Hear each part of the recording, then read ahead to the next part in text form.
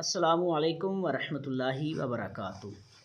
سوال ہوتا ہے کہ شیخ فانی ضعیف العمر شخص جو بہت زیادہ ضعیف ہو چکا ہے اس کے روزے کے بارے میں کیا حکم ہے؟ تو جواباً عرض ہے کہ ایسا شخص جو انتہائی زیادہ ضعیف ہے، کمزور ہو چکا ہے، ضعیف العمر ہو چکا ہے کہ اب اس میں روزہ رکھنے کی جو ہے وہ یوں کہیں کہ طاقت باقی نہیں رہی، تو اس کے بارے میں حکم یہ ہے کہ اگر وہ سردیوں کے روزے رکھ سکتا ہے تو وہ سردیوں میں روزے رکھے گا، گرمیوں میں رکھ سکتا ہے تو گرمیوں میں روزے رکھے گا۔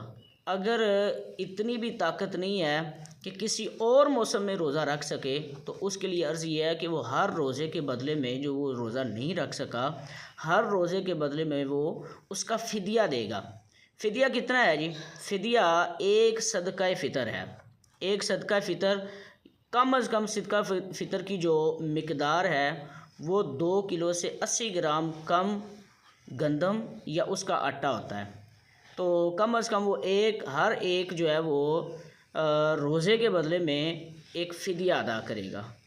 تو اس طرح سے لیکن اس میں یہ بھی ہے کہ اگر اس کو اللہ پاک نے طاقت دی، وہ چند ماہ بعد یا چند سال بعد اس کو طاقت آ گئی تو وہ اس کا فدیہ جو ہے وہ صدقہ ہو جائے گا، تو پھر جو اس کے روزے ہیں وہ بدستور اس کے سر پر باقی رہیں گے، جن کی ان کو قضا کرنا لازمی ہوگی۔